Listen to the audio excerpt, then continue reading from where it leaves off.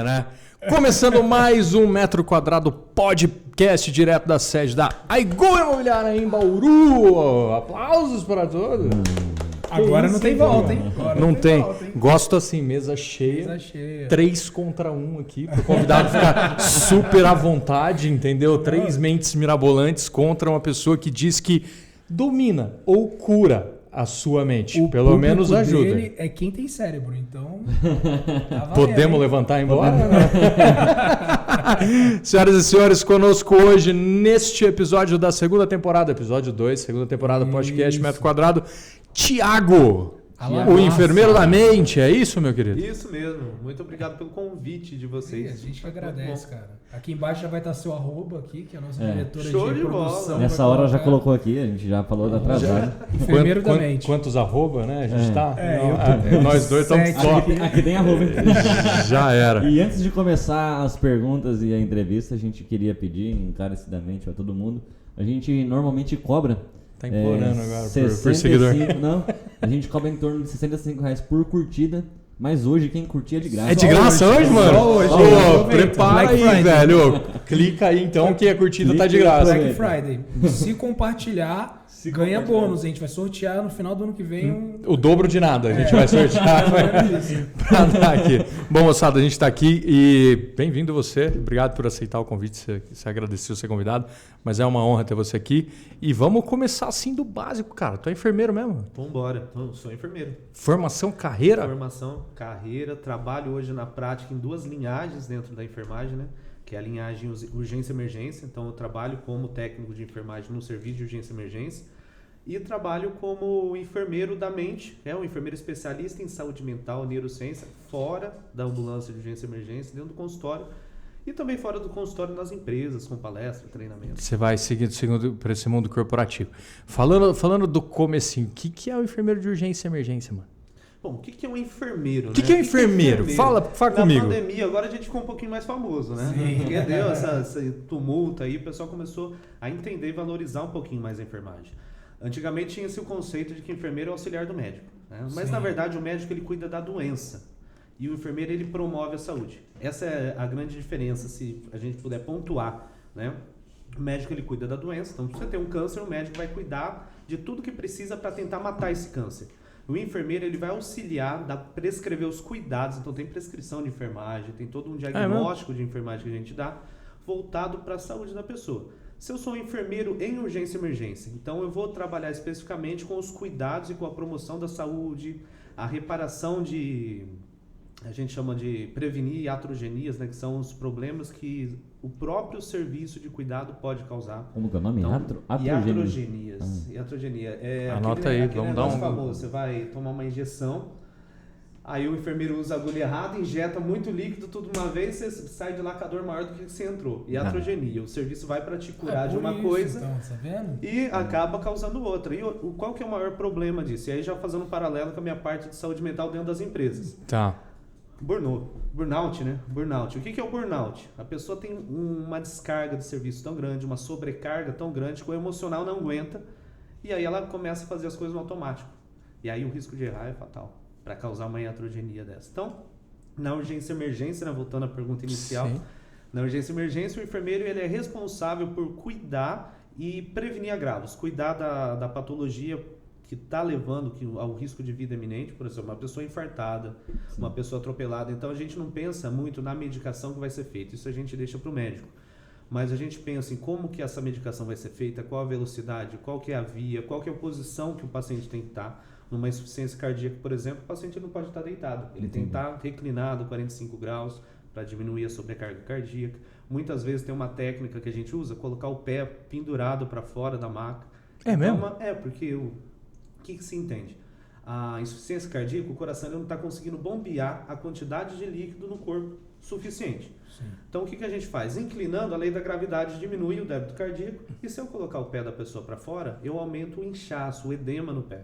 Então retém mais líquido lá, diminui automaticamente. Então é meio uma lógica de raciocínio, uma linha de raciocínio. Cala a boca, filho. Joga o clipe. Você pensou... Para quem se acha inteligente, não é mais. Mas então, muito massa, cara, desmistificar isso. Porque a gente tem quem... Já foram pro hospital? Já foi pro hospital? Lógico. Já foi. Você tem cara de que foi muito pro hospital. Ele Porque o moleque devia ter sido terrível, mano. Que porra é essa, mano? Foi muito pro hospital aqui. A primeira tentativa dele que não deu certo de tentar ser alguma coisa. E a gente tem essa situação. Todo mundo foi cuidado por um enfermeiro aqui. Você trampou, né, mano? Também. Né? Trabalhou no SAMU. Também. Era motorista. Ligava assim, você é louco. Cara, tem uns vídeos depois, não pode falar palavrão. É engraçado. E eu não tinha noção. Eu agora acabei de ficar sabendo que existe esse zelo, esse cuidado, técnica. Eu nunca pensei que realmente o médico me receitasse o remédio, que chega lá pronto, mas essa parte de velocidade, de função, se tá tudo certo, posição do paciente, mano. Posição do paciente peanuts pra mim, se o cara tá virado de ponta cabeça, não tá. Ele levantar o pé pra gravidade trazer o sangue pro coração. Já é demais. Já. Outro dia meu irmão deu baixou a pressão dele, a gente tava numa festinha de aniversário de criança, baixou a pressão dele e aí ele deu uma desmaiada ali na hora. E aí, na minha cabeça, eu já queria... Ele tava com o irmão dele numa festinha de criança, o irmão dele tava de boa, deu uma desmaiada. Deu uma desmaiada ali de boa. Normal. Aí, não, na minha cabeça foi tipo, levanta ele, oxigena, né? Não, tem que deixar a cabeça baixada. Aí inverte, porque na insuficiência cardíaca, a gente evita que tenha fluxo de sangue na parte de cima do corpo, que é o coração. Então abaixa a perna e levanta a cabeça. No caso do seu irmão, a gente inverte. A gente deita ele e levanta a perna uns 20 graus, assim, fique o pé acima do nível da cabeça, que é a lei da gravidade. Eu costumo dizer o seguinte, não tem... Presta seu gatinho. Falo que é assim, imagina que aqui dentro dá pra ver a água lá, eu acredito, né, no vídeo. Dá. O sangue, ele tem um coração que bombeia o sangue por todo o corpo, só que a pressão do sangue bombeia para baixo. E quem que faz esse sangue voltar? Esse que é o grande mistério. Então tem uma série de coisas, a própria pressão da artéria do lado da veia, a própria pressão cardíaca, sanguínea. Só que não é suficiente, principalmente quando a pessoa tem uma patologia, caiu a pressão por algum motivo, não vai ser o suficiente. Então, como que é mais fácil? Se eu manter a pessoa de pé, o sangue circulando, ou se eu deitar? Entendi. Por lei da gravidade já vai lá. Se eu quiser que ela acorde, o que eu preciso? Que o oxigênio melhore o cérebro dela. Para oxigenar melhor o cérebro, eu levanto um pouquinho mais o pé. Aí vai mais sangue pro lado da cabeça. Se não acordar, você abre a garrafinha e joga. Qual que é a grande questão? Eu gosto muito da Bíblia, não só como um livro religioso, né, mas como uma questão de direcionamento de vida mesmo. Sim. É muito mais científico do que místico. E lá fala que a gente sofre por falta de conhecimento. Mas se você conheceu isso, é fácil você socorrer seu irmão.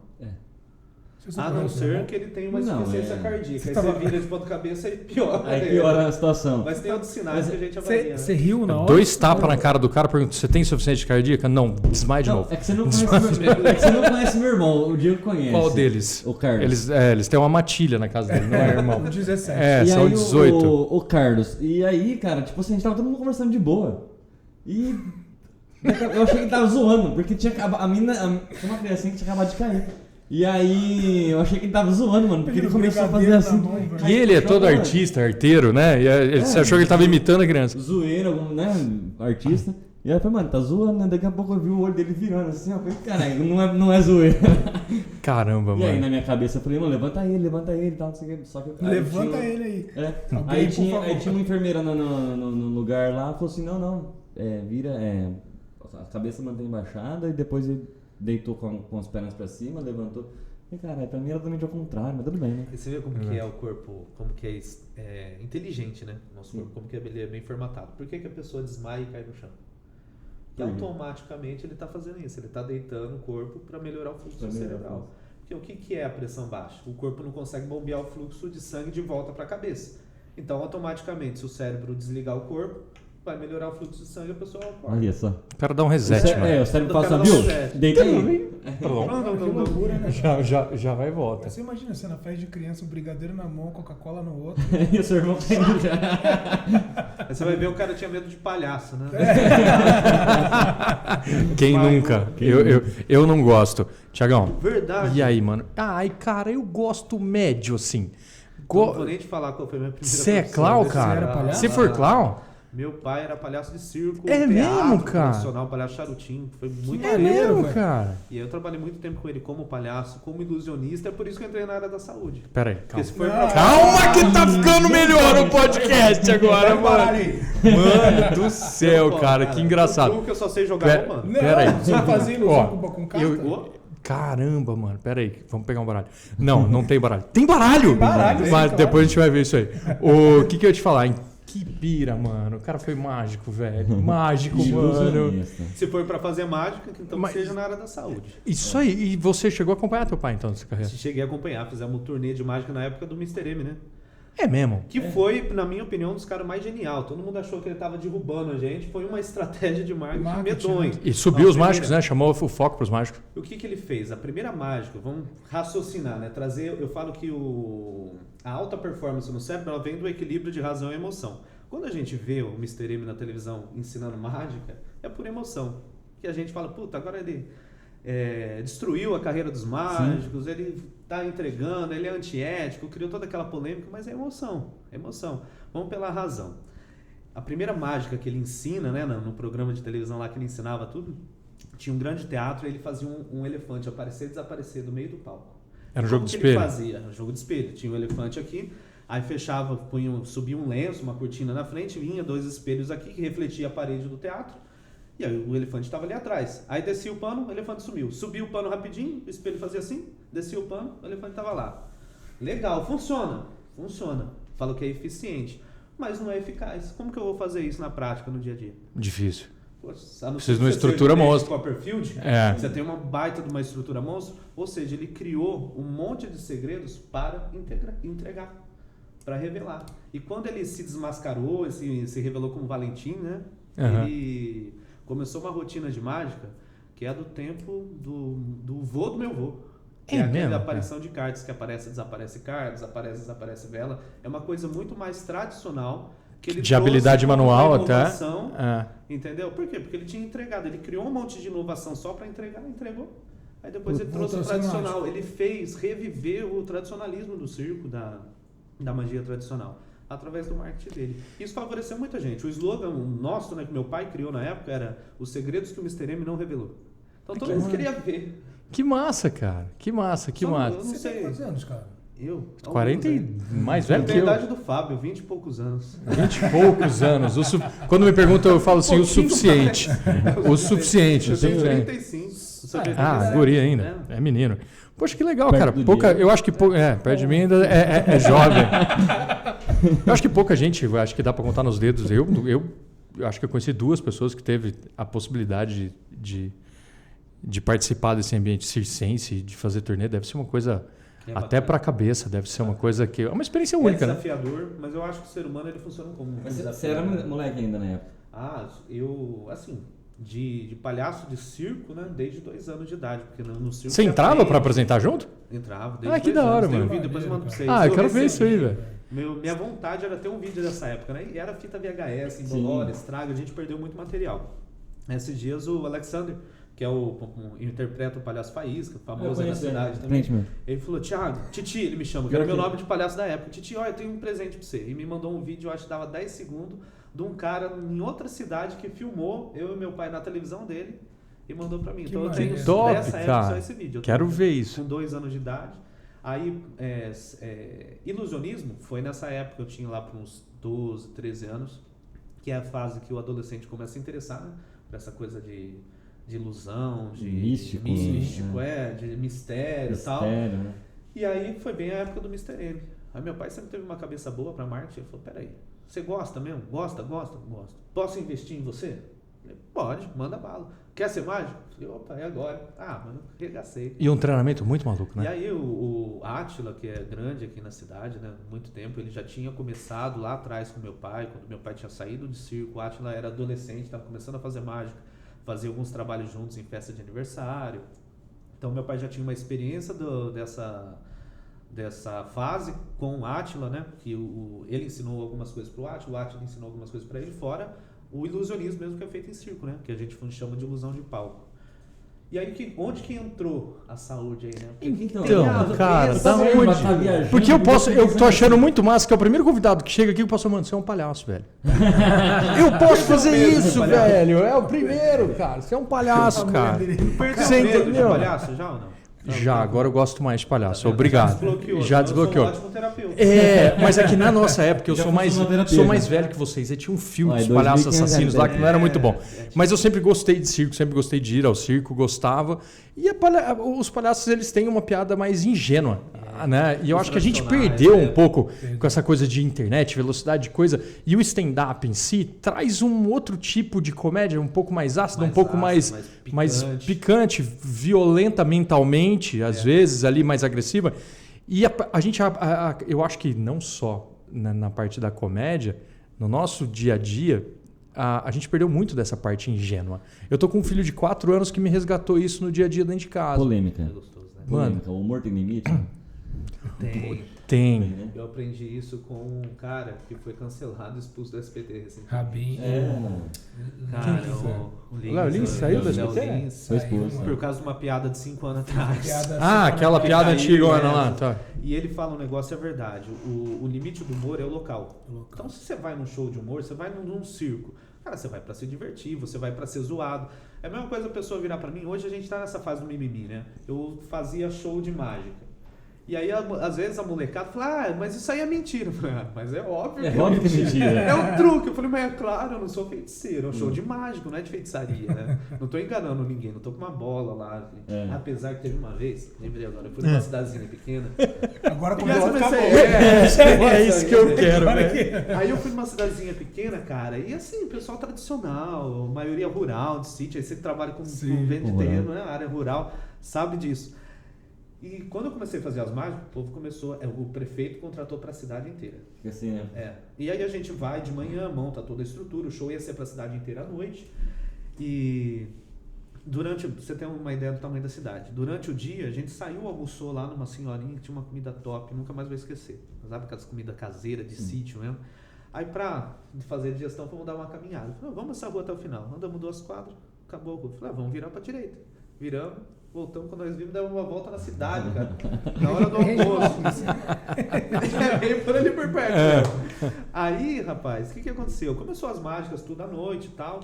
E, cara, era um show de impacto que na época não tinha. Na época você só via aquilo na televisão. Você vê ao vivo, né, com efeito de luz, fumaça. Tinha um cenário de 3, 4, 5, 6, 9 metros a gente montava de largura, grandão. 3 de altura. Sim. E equipe de apoio, o pessoal, né, pra cuidar só dos animais. Que tinha passarinho, coelho, pomba. Que legal, cara. Então tem que ter um cuidado especial. Todo o background, né, do trabalho. Aí, a gente dividiu o show no meio. E aí, na segunda parte, meu pai entrou no intervalo e falou, cara, tá tendo problema, o pessoal tá com medo. Eu falei, não, mas fala que é mágico, não tá adiantando. E meu pai fazia intervenção de palhaço, né? Então, no meio da mágica, ele entrava no palhaço, no intervalo, pra mim descansar e trocar de roupa, ele fazia uma dinâmica com o pessoal, ele começou a fazer dinâmica, o pessoal tava com os olhos meio torto, assim. Aí ele foi lá no camarim e falou, vem aqui. Eu falei, não tô trocado. Ele levou eu num palco, com metade de uma roupa, metade da outra. Falou, gente, ó, isso aqui é meu filho. Ele chama Tiago, na época era Príncipe Mágico meu nome, porque eu fazia mágica de príncipe, árabe e tal. Ele falou assim, ele chama Tiago, ele é humano, aí tirou o meu gorro, falou assim, é normal, tudo que ele tá fazendo aqui é só para entretenimento, não tem nada espiritual envolvido, não tem nada disso. E por que foi bacana essa experiência?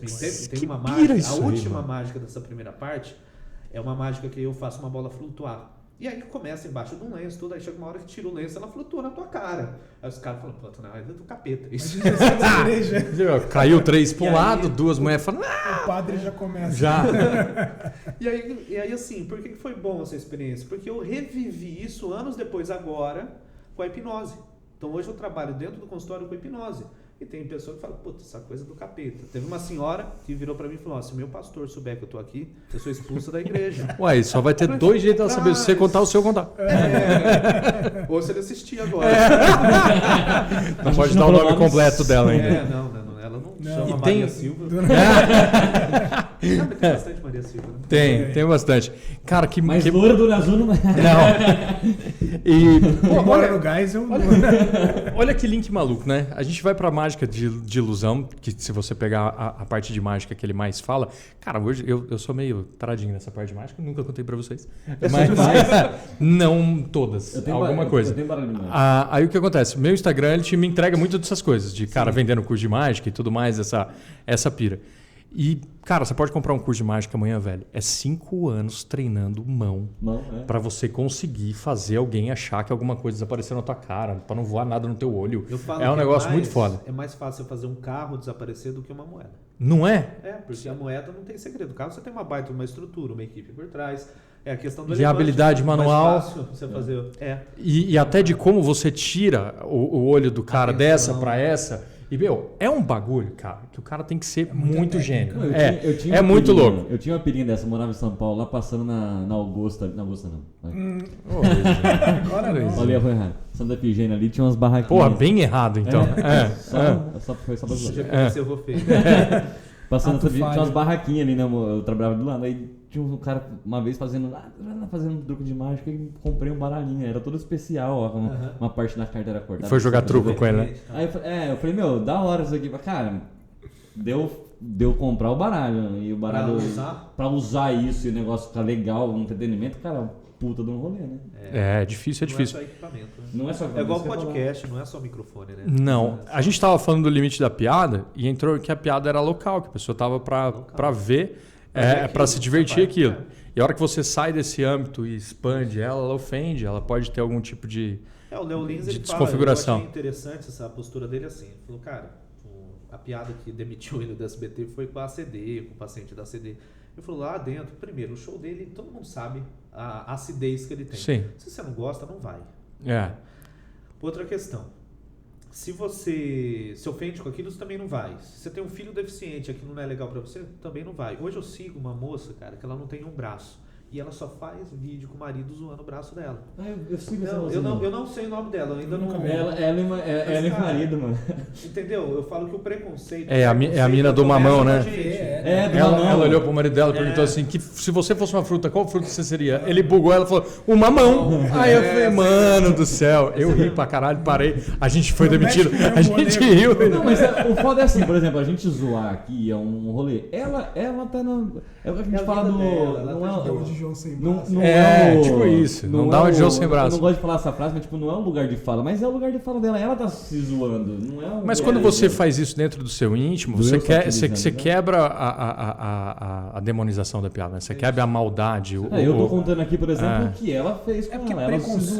O preconceito, o problema tá quando você inferioriza o outro, né? E se o outro tá rindo com você, e se todos no ambiente estão de boa, é tranquilo. Agora, você faz uma piada com alguém que tá incomodado com aquilo, num ambiente que a pessoa tá incomodada, tá errado. Então, mas o Léo Luiz fez a piada, todo mundo riu, ele foi demitido. Não, mas ele foi demitido por um vídeo que vazou depois. Então, aí que tá. Aí esses dias eu descontextualiza, fica agressivo. Eles não deixam gravar pra descontextualizou muito, Qual que foi a questão? Ele falou assim, esse vídeo já tinha sido postado 5 anos atrás. Então, naquele momento, a internet era o lugar para essa piada. Ele falou, qual que foi o meu erro? Ele falou, eu assumo que foi da equipe. Ele falou, eu nem sabia que a equipe tinha postado.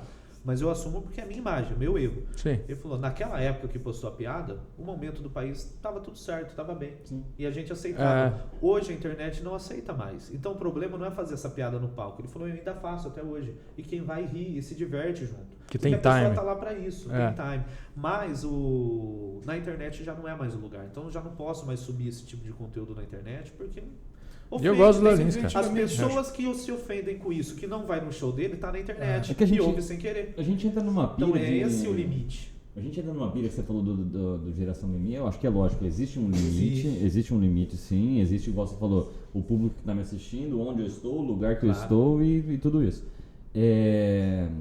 A gente entra num negócio difícil de lidar, cara, que a gente tá vivendo hoje em dia, porque é realmente uma geração mimimi ou realmente a gente tem que se reclassificar tanto nas piadas quanto nas falas e tudo mais? De cada, né? Então, a gente tem que chegar no equilíbrio. Eu acho que hoje a gente está passando, que é igual aconteceu com o Léo Lins, a gente está passando o seguinte, não existe evolução sem revolução. Isso. Então, você faz cara, nada pode. Aí daqui a pouco volta num equilíbrio. Fala, peraí, isso aqui pode, isso aqui não pode. Então a gente está vivendo hoje aquele momento de...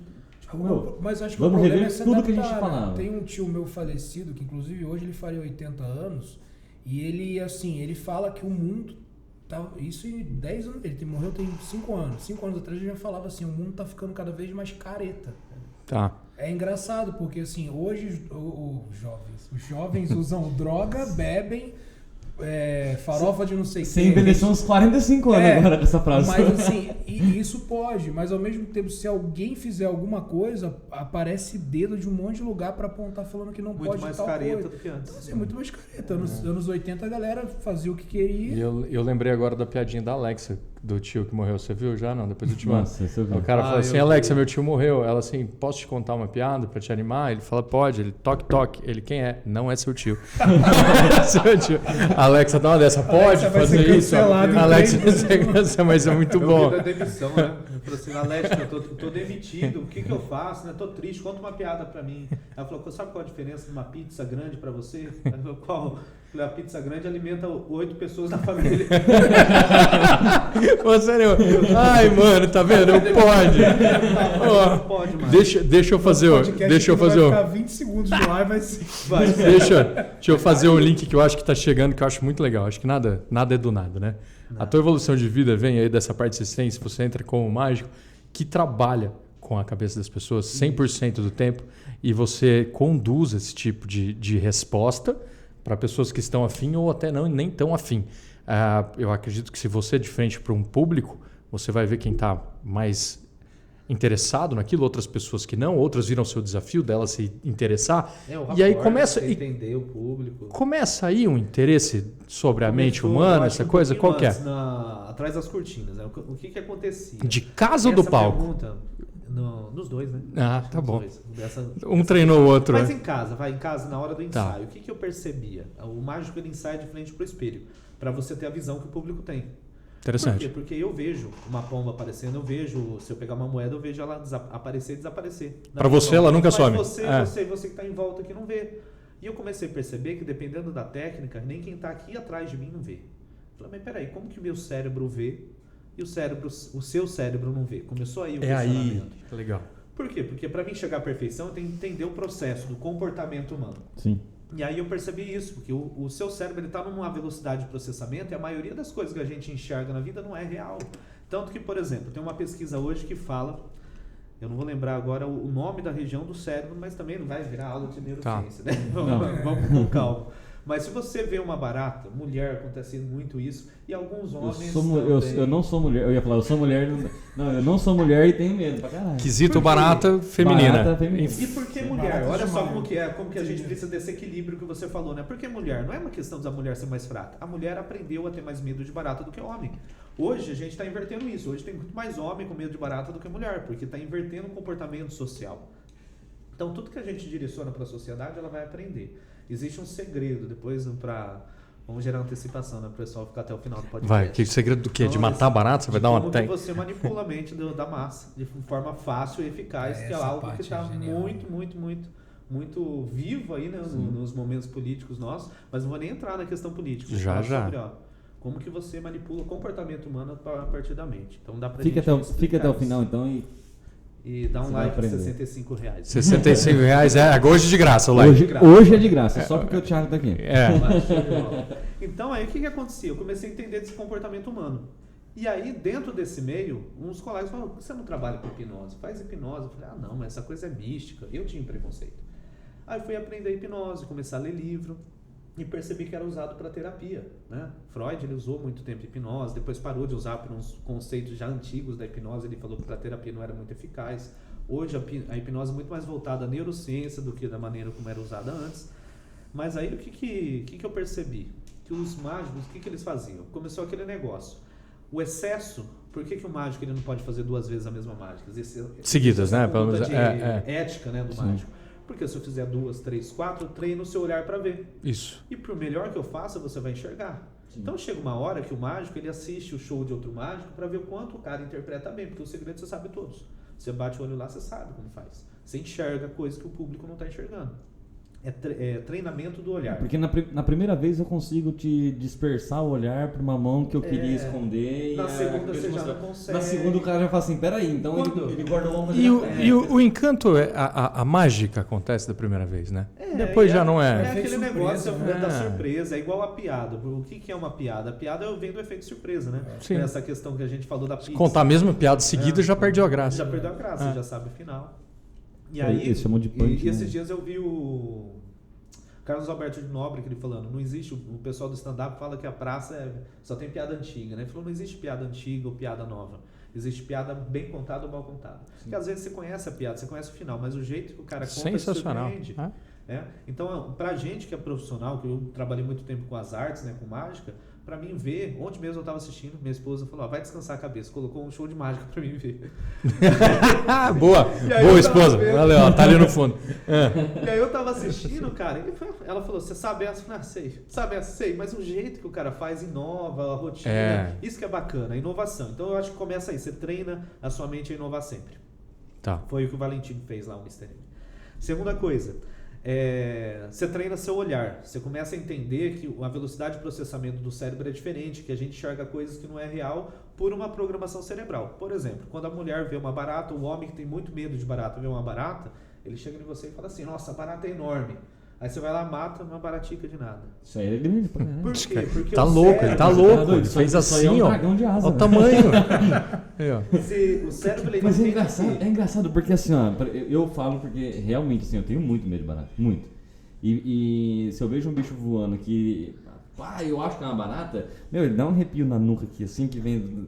É incontrolável. E contrai. É. Por que contrai? Aquele arrepio assim, mano. Pra não tomar um pedala de mim se tiver do lado dele. Fala assim, postura, rapaz. Mas não é incontrolável. Mas chega nisso, aí você ia falar que a galera fala, nossa, enorme. E não é. Proporcionalmente não é enorme. O cérebro, ele é programado para entender que tudo que é arriscado, ele tem que aumentar um pouco para você ter mais velocidade de reação. Então você tá atravessando a rua, você viu o carro se aproximando, você dá um pulo, você acha que tá perto, mas não tava. O carro tava 2, 3 metros mais distante, mas você enxerga ele mais perto para dar tempo de reação. A barata é a mesma coisa. Você aprendeu, é um comportamento aprendido, uma programação cerebral de que a barata é um risco de vida. É muito fácil de curar isso na hipnose, na terapia, porque é só reprogramar a mente. Você sabe que uma barata não vai te matar. Conscientemente é fácil. E ela é surda, tá? Não precisa gritar. Eu não sei. A barata é surda. Não tem ouvido. Você acha que ela não vai me matar? Ela pode entrar no meu nariz e comer meu cérebro. Mas aí ela vai entrar dormindo. O que ela vai fazer no seu cérebro? Vai ficar entediada. Coitada da barata. A barata gosta de comer bosta. Ai, mano do céu. Tá tudo liberado, Rapaz, e aí, como que... Tem gente que coloca coisa pior no nariz e vai por Tem, velho. E não dorme. Não, para por isso aí, tu quer? Como? Delícia. Que maluco.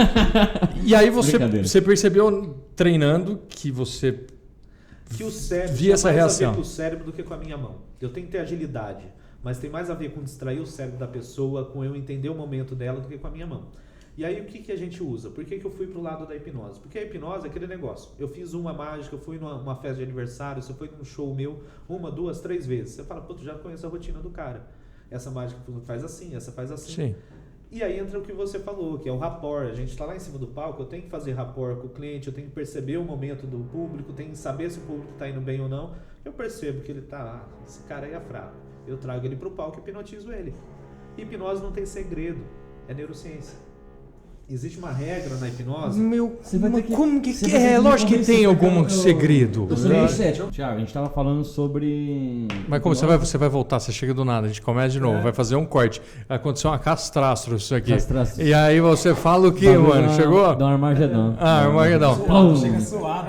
Suado. Explodiu. Destruiu tudo. Ele falou, Thiago, a gente tava falando... Eu meti essa que eu sou meio cético com hipnose. Aí você falou, sabe por que a gente é cético? Aí você ia começar a falar. Verdade. Por que a gente é cético? Porque todo mundo acredita que é coisa do capeta, né? Ou que vai entrar na mente. Aí você fala, puta, ninguém entra na minha mente. Não entra mesmo. Só que o que acontece? Os mágicos, um pouco é culpa nossa do meu tempo de mágico. Porque eu usava hipnose no meio do show de mágica. Sim. Aí você ia lá pro palco, hipnotizava o cara. Mano, e ele falava, mas não tem segredo, né? Ele fala, putz, ser mágico é bom, eu não vi o segredo. É porque não tinha segredo, é neurociência. Por que é neurociência? Porque é simples. Tem umas pesquisas que falam que a gente vive 80% do nosso tempo hipnotizado. Outra coisa, vamos lá, vamos seguir. Discorra sobre isso aí. Outra coisa, ninguém hipnotiza ninguém. É mentira. Toda hipnose é uma auto-hipnose. O que o hipnólogo ele faz? Ele estuda a mente humana, ele estuda a neurociência e ele sabe como te conduzir, como um GPS. Bem médio. Vamos melhorar isso aí que eu tô aqui puto com o negócio. Tô puto. Como assim, mano? Qual que é o conceito? É porque a gente tem um bagulho de hipnose, da minha época, pelo menos, do bem dormido, imita uma galinha. Imita uma galinha. Agora você o cara dava 1, 2, 3, te dou 15 mil, imita uma galinha. Agora, a gente tem essa imagem de programa sensacionalista com hipnose. E você sabe que esse cara... Como que desmistifica isso aí? Né? O Fábio Puentes. Hoje ele trabalha no Hospital das Clínicas em São Paulo com controle de dor com hipnose. Putz, achei que ele era paciente lá, porque já deve estar com uns 800 anos. Quantos anos? Não, ele trabalha lá, dá aula. Esses dias ele deu uma aula para o Corém, para os enfermeiros aprenderem hipnose para controle de dor. Inclusive, na enfermagem, eu comecei a entrar nessa área, mas aí veio a pandemia e me direcionou para a área de saúde mental, que é uma área que eu já trabalhava antes. Mas o que mas aí hipnose? você estava me falando que tem estudos que falam que a gente passa 80% da nossa vida hipnotizado. Por quê? Define hipnose para mim. Então, vamos começar aí. Esse que é o problema. As pessoas têm um conceito errado. Isso, eu hipnose acho que é por aí. É foco e concentração. Então, o que o cara ele faz no palco? Só que esquece esse estalar de dedo, bem dormido. Esquece isso. Tem um processo para chegar lá. Então, quando você vê o cara estalar o dedo e o cara dormir, não é daquele jeito. Por quê? Porque a televisão tem que ser coisa rápida. Para chegar naquele estado, a pessoa tem que estar no nível de concentração que ela já passou por meia hora, 40 minutos de hipnose. Eles estão preparados para aquilo. E aí, a televisão não tem tempo para isso, né? Cai a audiência. Então você tem que ir lá, deixa tudo preparado, a pessoa ela já entra normal, mas ela entra hipnotizada. Então aí você estala o dedo, isso é um gatilho mental. Então, por exemplo, às vezes a gente ouve palavras ofensivas que lembram traumas de infância. Nossa. E a pessoa detona um monte de coisa na mente dela e ela entra numa crise nervosa, em crise de ansiedade. Por quê? Porque ela não sabe conscientemente, mas é a palavra que o pai falava, era a palavra que o avô falava, que o professor falava, que foi falado para ela num contexto, às vezes numa mesa de reunião numa empresa, e detonou a ansiedade, porque voltou naquele modo operante inicial. Nós vamos voltar lá. O que é a hipnose? Fechou. A hipnose ela é foco e concentração extrema. Foco e concentração em algo.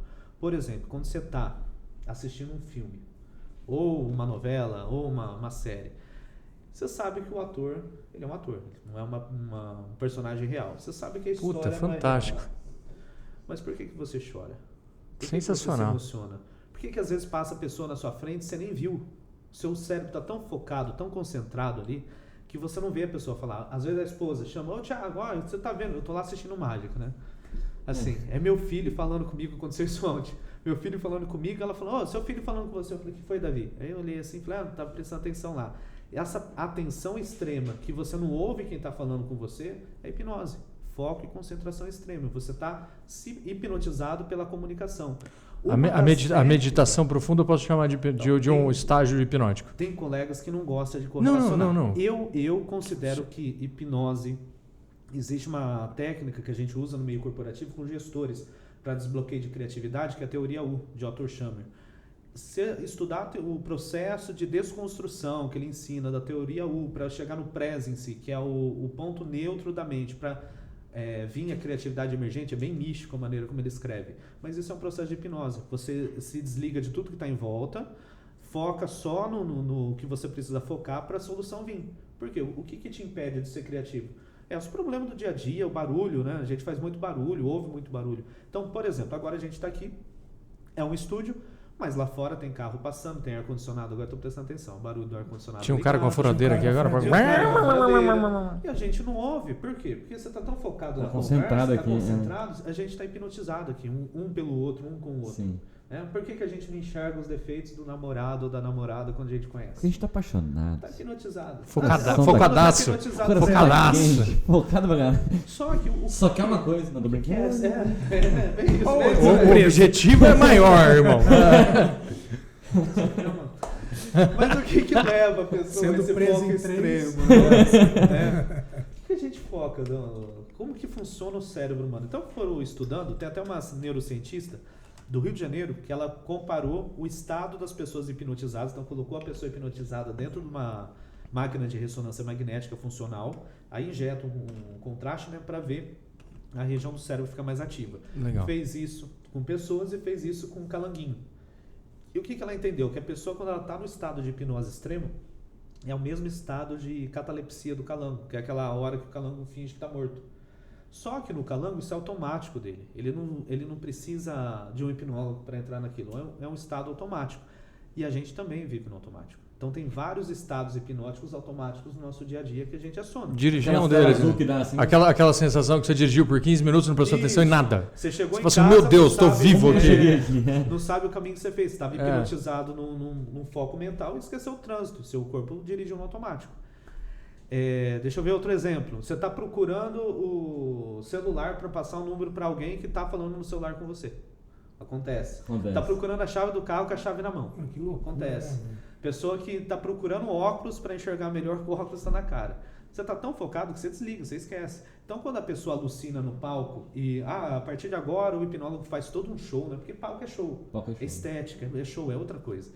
E dá um estalar de dedo e a televisão some, e aí você fala assim pra pessoa, olha ali na televisão. Ela fala, que televisão? A televisão tá ali, o monitor tá ali. Mas isso é verdade mesmo? Aquele negócio do tipo assim... Que nem... Porque você cria um vínculo, uma condução mental ao ponto da pessoa... como que eu vou dizer isso? É como se ser sugestionada. Ela é sugestionada. Por exemplo, tem uma coisa que é muito fácil que eu falo, e aí o pessoal que está em casa vai conseguir seguir e pode ser hipnotizado à distância. Se olha quiser. Só. Todo mundo. Hipnose EAD. Foco aqui, ó. Nós, aqui, ó. Primeira coisa, a gente tem que entender por que é um processo. Porque a primeira coisa é desmistificar. Não dá pra gente ficar achando que é coisa do capeta, que você não vai voltar. Okay. Não tem como você não voltar Limpa se você a cabeça. não for. Outra coisa, não dorme. Não dorme. É ninguém dorme. É mentira, não dorme. O que acontece é que você leva pro palco, que é um negócio cênico, e aí quando eu faço em palestra, isso é legal que você vê ao vivo. Eu hipnotizo a pessoa durante 10, 20 minutos ali, e não é cansativo, porque o pessoal vê as transformações, né? Vai indo, isso é muito bacana. E aí eu combino com a pessoa durante o processo de hipnose que cada vez que eu estalar os dedos assim, ela vai voltar num estado de relaxamento profundo como ela está naquele momento. Nem toda hipnose é relaxamento, mas relaxamento, yoga é um estado hipnótico, é um estado de hiperfoco, de concentração. E aí, toda vez que eu estalo o dedo, esse estalar é um gatilho, ela simplesmente relaxa o corpo. Como quando você ouve uma palavra de alguém, você volta na crise de ansiedade. Como quando você ouve uma piada bem contada, você volta no estado de alegria e ri. Então a gente vive, tudo é com programação. Como que funciona? Hoje eu sou especialista na área de neurociência, né? Como enfermeiro, eu sou conhecido aí na internet como enfermeiro da mente, por quê? Enfermagem é a arte do cuidar. Então hoje eu cuido da mente humana. Cuido por isso que é enfermeiro da mente. Para isso é obrigação minha estudar neurociência. Conheço um pouquinho de toda a área, porque é muito abrangente, sim, mas a minha especialização é na área cognitiva e comportamental. São 5 áreas. A parte que estuda doenças patológicas, né? A parte de fisiológica, como que o cérebro funciona, a anatômica, com as curvas, as partes do cérebro, a cognitiva, que é como o cérebro aprende, e a comportamental, o que ele faz com esse aprendizado. De forma resumida seria isso. Você pegou as duas... Então, desde lá da infância, a gente vai sendo criado, sendo moldado na nossa mente. Então, se seu pai fala repetidamente para você que você é um burro, que você é incapaz, você vai criando redes neurais, vai conectando. Só para a gente entender, o cérebro humano ele nasce virgem. Tem aí memória genética, tem toda uma carga que não vou entrar no assunto, que é muito complexo. Mas vamos supor, a criança nasce com vou usar seu copo. Fica à vontade. Esse aqui não dá para explicar legal. Ó. A criança ela nasce com o cérebro HD virgem, zerado. Pronto para absorver tudo. Tem até aquela piada, né, que o cara conta lá na internet. A criança faz 400 mil perguntas por minuto, que ela quer aprender, ela tem essa sede de aprender, ela quer gravar, o HD tá virgem. É isso. Aí você nasce lá, a criança, a primeira vez que ela vê esse copo, ela cria uma rede neural, que é visual. Então ela viu, entrou a informação, o reflexo da luz no olho dela, foi lá no cérebro, criou uma rede neural para a cor branca e para o formato. Só que ela não sabe a textura que tem isso. Aí o que ela faz? Ela quer meter a mão. Ela vai e toca. Quando ela toca, os terminal nervoso do dedo manda outra informação, que é a de textura, e aí tem as terminações de propriocepção, que fica nas articulações, que mostra o formato. Então, a textura e se é redonda, a profundidade, já são 3 informações. Então, aí o pai fala assim, ó, deixa esse copo aí, pega aquele copo lá, olha, o copo vai cair. E esse copo por repetição, ela aprende que isso chama copo. Então, por repetição, o cérebro vai criando redes neurais. Aí tem um segredo. Se toda hora, o que eu ensino, por exemplo, para neuroaprendizagem? Você tem que repetir a informação, que é o que é usado dentro das escolas hoje, né? Você repete a mesma informação para a criança várias vezes de formas diferentes. Então, Para ela saber que isso é um copo, ela tem que tocar no copo, ela tem que sentir o copo, ela tem que olhar o copo e tem que ouvir falando o copo de várias formas diferentes e simultaneamente. Por quê? Quando o cérebro ele vê algo, toca algo e ouve algo simultaneamente, aqueles neurônios que são distintos no cérebro, eles são acionados junto. E o cérebro, para otimizar o processo, ele fala, então toda vez que eu olho, então aquele é um copo. Então você já lembra da palavra, já lembra da escrita, já lembra do nome. E isso é aprendizagem, isso é cognição, é assim que o nosso cérebro aprende. É por isso que a gente olha e fala, qualquer um de vocês, se eu pedir para fechar o olho e imaginar um copo, vocês vão falar, já sei o que é. Sem precisar ver, sem precisar tocar. Pensar um elefante cor-de-rosa, todo mundo consegue imaginar. Se eu falar assim, não pense num calango azul. Já pensou? Já era. Porque o seu cérebro falou calango, ele acionou o formato, falou azul, ele lembrou da cor, colocou no calango. A hora que você falou calango, já pensei num verde, aí você falou azul, já mudou a cor. É por isso que às vezes, é isso mesmo. Calango, porque você está acostumado, calango verde, é o padrão de repetição. E o quão rápido é nosso cérebro, né? É rápido, então não tem como, é automático. E aí que entra a parte terapêutica. E é isso que eu usava na mágica. Por quê? A mágica, você está acostumado que a mão está vazia. Então, eu não te mostro onde está o segredo. Então, quando aparece, o cérebro fala, peraí, de onde veio? Caralho. É isso. Não tinha nada ali. Você coloca uma via diferente da aprendizagem. Só que se eu fizer isso repetidamente, você aprende. O cérebro fala, já sei, está vindo por ali. Na hipnose, o que acontece? Você constrói isso em tudo na vida. Tudo que a gente faz, a maneira como a gente fala, os nossos comportamentos, tudo é aprendizagem. Do mesmo jeito que a criança aprende o que é um copo, você vai aprender os comportamentos. Aí entra aquela questão do pai. O pai começa a falar, filho, você é burro, você é incompetente, nossa, eu invisto dinheiro em você e olha o que você faz. A sua nota está fraca na escola, desse jeito você não vai chegar em lugar nenhum. Aí a criança vai pegar um copo e tira essa mão do copo, você é incompetente, você não serve nem para botar um copo desse, você vai levar na cozinha, vai quebrar. Aí a criança fala, não, né? A criança é audaciosa, ela gosta de desafio. Pega, leva, derruba o copo e quebra. Aí o que a maioria dos pais faz? Rebenta na porrada. Seu idiota, seu imbecil, olha o que você fez aqui, moleque. Vai pro seu quarto agora, seu incompetente. Falei pra você não pegar, toda vez que eu falo, eu trabalho o dia inteiro pra chegar aqui e ver você fazendo essa porcaria do jeito que você tá fazendo. Não pode falar merda, né? Pode. Ah, é merda, né? Merda. Olha só. Ah, claro que esse cara... Ele já gravou ali. Aí, ele gravou. Aí tem...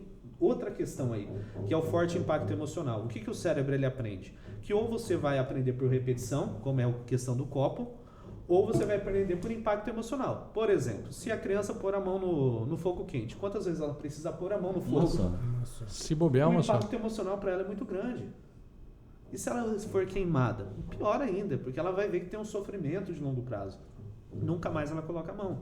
Então o impacto emocional também grava para proteger a gente. Por que a gente tem medo de barata?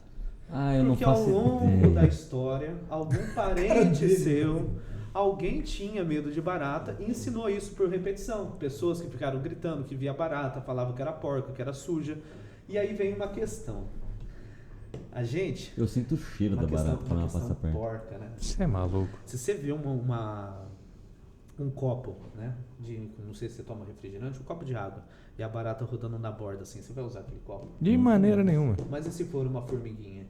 Aí, ó. Faz assim? Elas andam no mesmo lugar, irmão. Elas andam na mesma bosta. Não, formiga come bosta. A formiga, ela come a barata. Ela come a barata. Tá vendo? Cadê alimentar? Uma vez Só que ninguém grita, dá essa formiga maldita aí, não encosta nela que ela é suja. Mas Fome que é bom pros olhos. É. Vai ver pros olhos. Tá mandando de óculos, já viu? É isso que a gente aprende. Formiga foi bem pros olhos. Então, assim, a formiga você come. Então, o cérebro vai aprendendo coisas diferentes e, na verdade, não tem lógica. O certo era a gente ter mais nojo da formiga do que da barata. Pronto, acabou de conseguir, inclusive. Hoje eu acabei de ter Agora ele tem medo de formiga e não, de barata. Mas uma vez eu vi isso, cara. Eu não tinha essa visão da formiga tanto quanto em qualquer outro inseto. Uma vez mataram a barata e deixaram a barata lá. Cara, eu cheguei e tava cheio de formiga. Eu falei, mano, peraí. Formiga aqui. As formigas não comem, elas são mágicas, elas fazem a barata desaparecer, velho. Não sai nada. Eu falei, não. É louco, mano.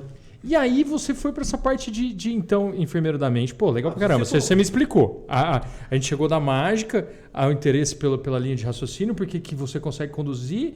Entrou na hipnose, mas a hipnose é só uma técnica que você usa. É só uma técnica. Eu dei um salto lá para a parte de como funciona a mente humana. Isso. Para fazer casar agora o assunto. O que eu quero casar com vocês? Olha, ficou estranha essa frase. Com poligamia.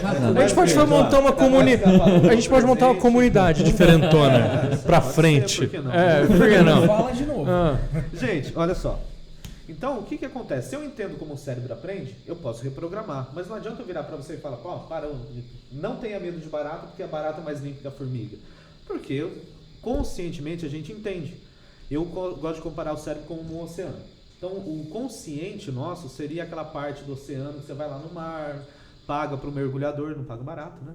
Para você mergulhar, tirar foto com peixe, alimentar tubarão, né? Tem região, tem esses trabalhos.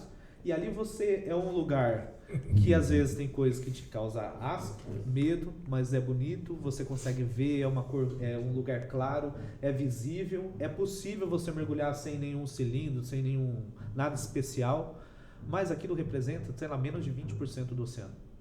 O que tem mais para baixo? Lá, por exemplo, o Titanic, durante um tempo ele estava na superfície do mar. Hoje ele está numa região que só entra com submarino e apropriado por causa da pressão atmosférica. Poucos bichos vivem nessa região.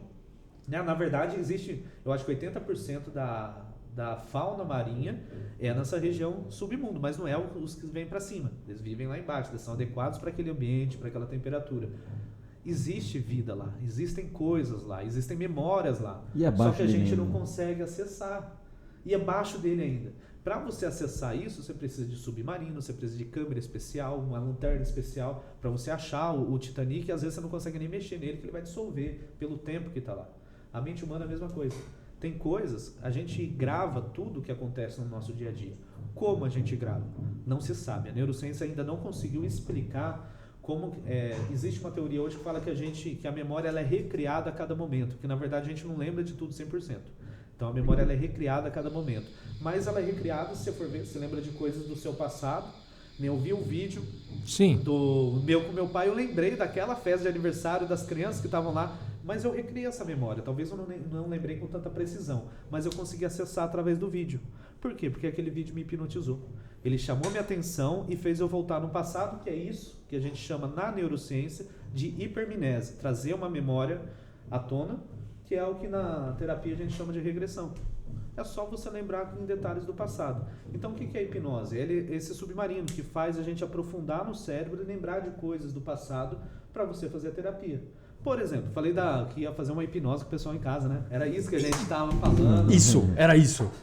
Vou decepcionar agora. O pessoal vai falar, nossa, eu vou dormir. Nossa, eu vou achar que ganhei um bilhete premiado. Não é isso. Se você parar para pensar, todo mundo tem um cheiro ou um momento da vida que lembra alguém querido. Normalmente um cheiro de comida, né? A comida ela é muito associada. Você passa na rua, na frente de um restaurante, sente um cheiro, e aí você fala, puxa, lembra da tia Josefa, da avó Tetê, lembra sempre alguém querido, e aí junto com essa memória vem a imagem dela fazendo, o jeito que ela servia, o jeito que ela mexia a panela, o sabor da comida na boca, todos os detalhes. E muitas vezes a gente se emociona e chora por causa daquilo. Só de falar, vocês lembraram? Sim. Vocês foram hipnotizados. Aí, que maravilha. Isso é regressão. Por quê? O que é aquele cheiro que por acaso vocês nem sentiram? Eu só fiz vocês imaginarem que estava passando uma rua e sentindo o cheiro. Como que isso detonou toda essa lembrança do passado? Que a gente não estava nem pensando nisso nesse momento. Sim. Isso é hipnose. Então não é nada místico. É você saber levar a pessoa... No consultório a gente usa a hipnose. Eu gosto de usar a hipnose ericksoniana. Tem outras técnicas que é a hipnose conversacional. Que é isso. Conforme eu vou direcionando a conversa com você, eu te levo a lembrar de coisas. E aí eu uso... A hipnose, então, ela é essa ferramenta que faz a gente mergulhar no mar profundo, mas quando chega lá eu preciso ter outras ferramentas para ressignificar isso. Então eu uso a terapia cognitivo-comportamental, que é uma das minhas especializações. E aí a pessoa lembrou, chegou na raiz do problema com a hipnose, com essa comunicação terapêutica, essa hipnose conversacional, aí eu consigo ressignificar aquilo com a terapia cognitivo-comportamental. E o que é essa terapia cognitivo-comportamental? Uma reprogramação. É uma reprogramação que ela equilibra a mente e o comportamento, aprendizado e comportamento, que na neurociência a gente fala neurociência cognitivo-comportamental. O como você aprende, como você se comporta. Se eu mudo o meu aprendizado, eu mudo o meu comportamento. Mas requer treino. Hoje, rapaz, assim, para o terapeuta, porque cada pessoa é uma pessoa diferente. Não para o terapeuta, mas para a pessoa, depende. Para o paciente. Porque depende, porque a maioria dos nossos traumas de infância é ridículo. Então não requer treino. Só se eu te levar, o processo de regressão por si só, muitas vezes ele é terapêutico. Só que tem que ser feito por um profissional que entenda da mente humana, né? Seja um profissional. Eu não sou psicólogo, sou enfermeiro, mas eu sou focado em estudar isso. Mas pelo menos por um psicólogo eu indico que faça com um profissional de saúde. Pelo menos isso. Por quê? Porque você tem que entender o que está por trás. É que a gente estava conversando no intervalo, né? Sim. A pessoa ela chega na beira de uma ponte para se matar, cara. Não é qualquer nada, pessoa, né? Não é do nada. Tem uma dor muito grande, tem algo muito grande. Não é qualquer coisa que você pode falar para essa pessoa. Então requer um treinamento do profissional. E é difícil você tirá-la daquela situação. Por quê? Porque você não conhece a história dela. O terapeuta ele tem uma vantagem.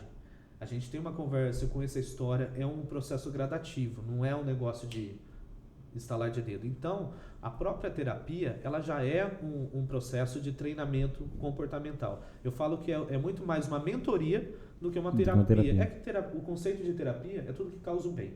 Eu vou fazer algo que vai transformar você para gerar saúde, para promover a saúde, que é a função do enfermeiro, né? Promover a saúde mental. Se eu estou fazendo isso, eu estou sendo um enfermeiro terapeuta. Né? Seja dentro do consultório, seja na urgência e emergência, seja dentro da clínica médica, eu estou medicando uma pessoa. É uma terapia medicamentosa.